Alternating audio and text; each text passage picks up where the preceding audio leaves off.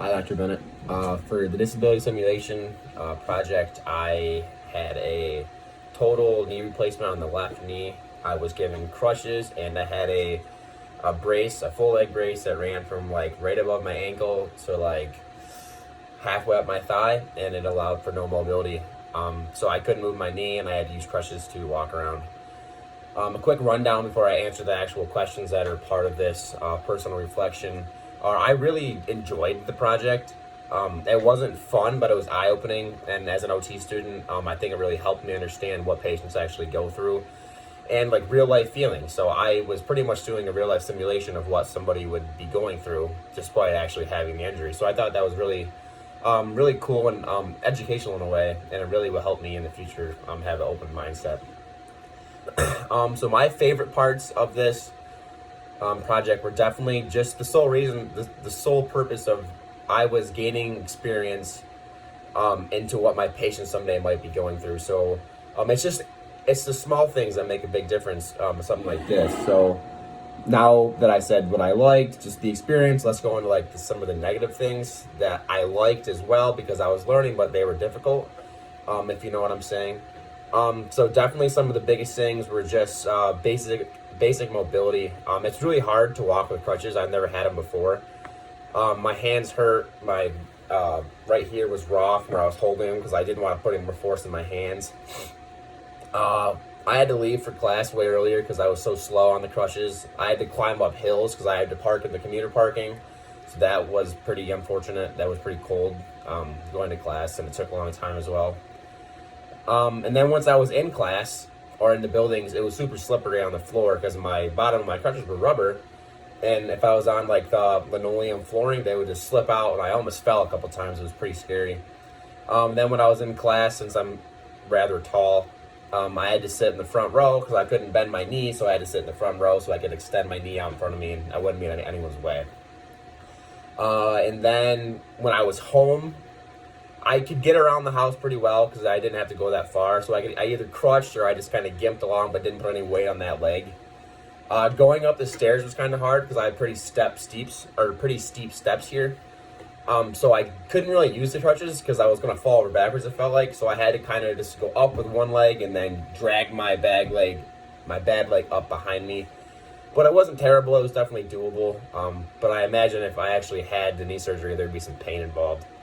ADLs were pretty hard to do. I couldn't hardly sit on the toilet because I have a cabinet right in front of my toilet, and that's like where my feet or my legs usually go. But I couldn't get my leg in there because it was extended the whole way, so I had to kind of like get myself up and put my leg up in the air. It was really, really uncomfortable, really weird. So that was definitely something very hard to do. And then showering was also pretty hard. I didn't shower with the brace on because I didn't want to get it wet and have a smell or anything. So I just acted like I couldn't bend my knee. And it was super hard to get into the shower on one foot because I had to pick it up and over the edge of the tub side to get into the shower. That was difficult. And then while I was doing that, I had nothing to hold on to because I had one foot in the shower, so I almost fell over because I was slipping on the water and the soap that was in the bottom of the shower. So that was definitely a safety hazard. So if I were to do this, it would be nice to have some handrails, maybe some like non-slip flooring. That would definitely help. And then going into the community, that was probably, it wasn't the hardest thing, but it was the most psychosocial thing that really messed with me. I could go shopping just fine. I pumped gas. I went and ate dinner just fine. One thing I couldn't really do was push the grocery cart because I had to crutch and I couldn't do it all at the same time. So I had my roommate push the cart for me. But other than that, it was pretty fine to actually do things in the community. One thing that was really hard was the fact that I knew I didn't have anything wrong with me or any injury, but nobody else did. And the amount of looks that people gave me, maybe when I was looking at them, or I could just feel their eyes on me, you know, that feeling. I could just feel all of that type of stuff. And it really made me wonder, like, if I did have something wrong with me, that would actually probably hurt my feelings and make me wonder, like, why are you looking at me? Just leave me alone. I'm just like you. I want to be normal. So that's definitely something that as OTs we will work with. And knowing that, we can give our clients maybe some tips on how to get over that, or maybe just not let it bother you. You know, it's just things that as an OT we don't really realize that's out there, but now that we've done this project, we realize, wow, that actually happens to you.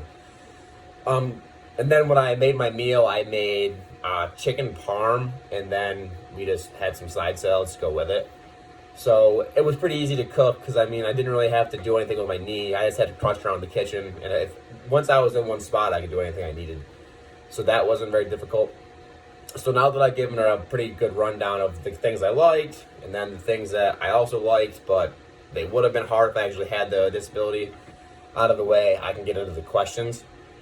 So part 1 says choose 2 questions below, and I chose to answer question 1, which was, what did you learn from this experience and how will it help you to be a better clinician? So as I stated earlier, I learned that there's a lot more that goes on outside of just having the disability. I've learned that when you're home, there's stuff that you have to maneuver around, and it'll affect your everyday life and how you live.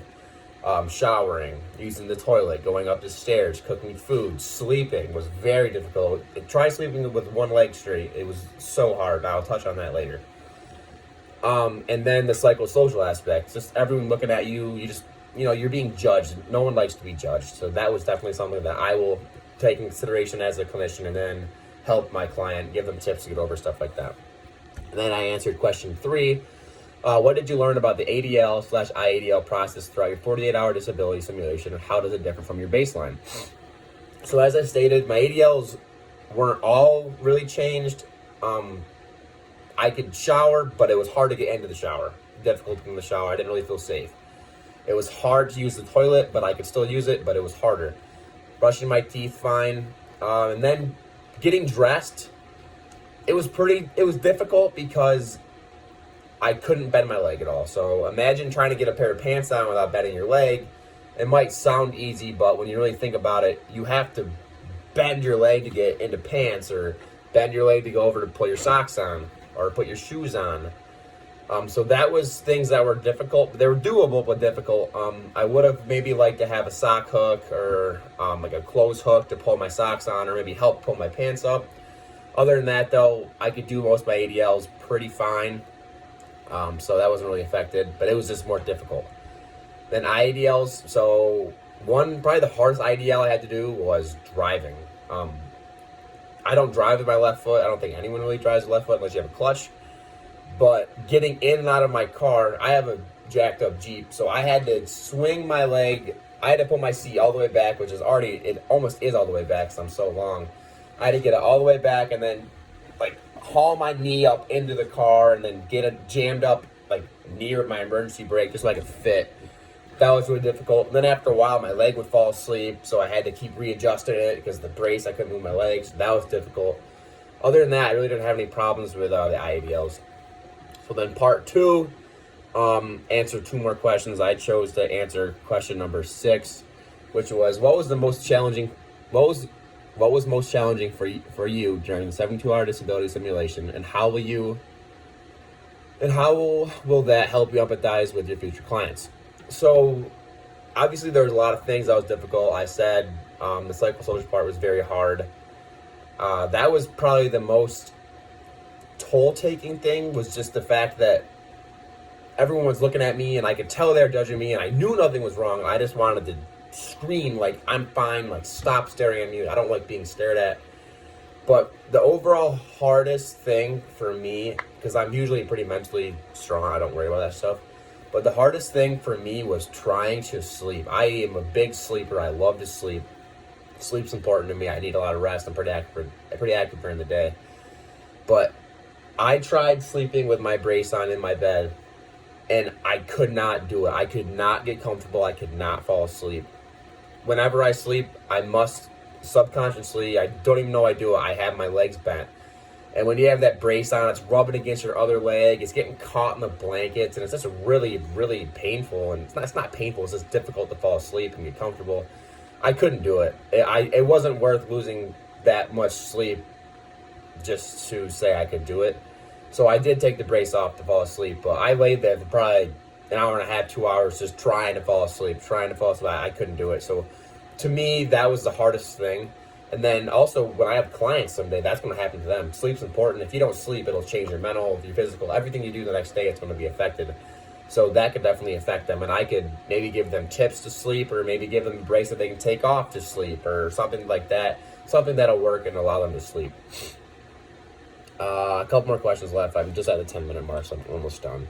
And then question 9, discuss your community outgoing, how you felt, people's reactions, other interactions you may have had. So like I said earlier, I could go out in the community just fine. I could move around just fine.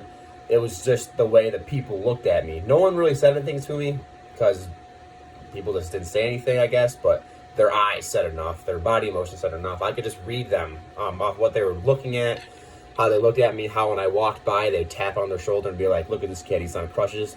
Just stuff like that. Stuff that they might have not said to me personally, but they said it through the body actions or said it to somebody they were with. So as OTs, I read that. Michelle, you taught me something. I was reading people the whole time. So yeah, definitely I could just tell. I could just feel it, and it really made me feel uncomfortable. I did not like it. So, part 3, answer all the questions. What was it like to go in the community with your disability? Thinking about a client with the physical limitations you experienced, what recommendations and trainings were needed to enhance functional mobility, including physical transfers, wheelchair management, and mobility devices? What specific items did you choose to make for your meal? Please provide a reflection of the overall process during the planning, purchasing, making, and eating your meal. Include any AE you used or wished you had for the completion of this activity. So like I said before, going into the community wasn't that hard. It was pretty easy to get around with the crutches. It kind of was painful, but I could easily do it. The hardest part was just the psychosocial aspect of just people looking at me, and I knew they were judging me. For someone that actually has my disability, the total knee replacement with the non-mobile brace and crutches, there's not really much you need. Like, as long as you have your crutches, you can get around because your crutches take place for your leg. I would put stuff on your crutches, like towels on top, so it doesn't brush burn your hand. Same thing as the hand pegs. Puts like a towel on there because my hands were all raw as well. Not raw, but just brush burned. But other than that, you don't really need anything. Some definitely upper body strength, forearm strength to constantly get around. If not, you'll probably just not go anywhere because you won't want to stress your muscles anymore. And then for my meal, as I said earlier, I made chicken parm with side salad. It was pretty easy. I usually always eat chicken, but so I sauced it up, made some chicken parm. Usually I just eat like just the chicken and then like a protein shake, but then I made a big side salad, and actually me and my roommates had the meal, so that was pretty good.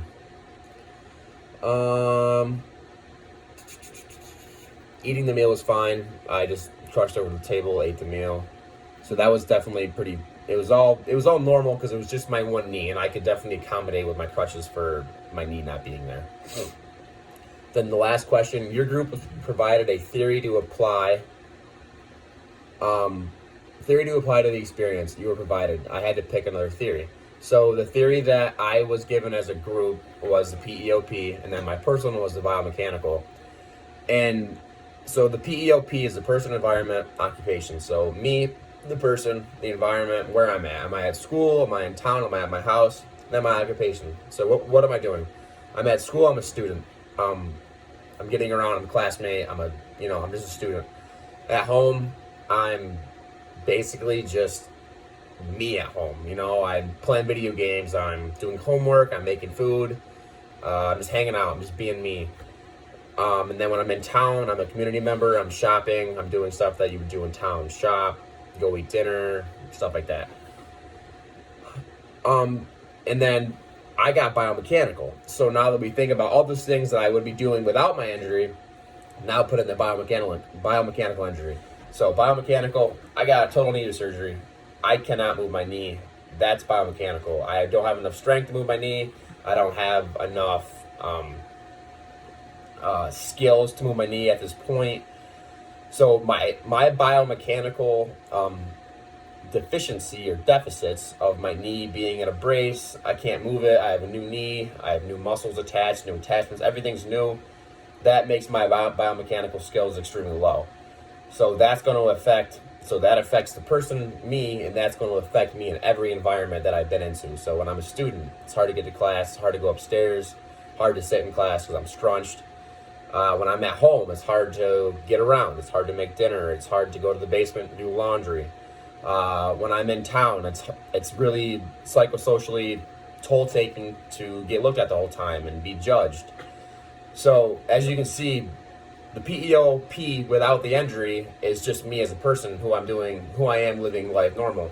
But the moment you throw in the biomechanical aspect of the knee being injured, that changes it all. So that's how biomechanical in my scenario would change the PEOP, as you can see from what I explained.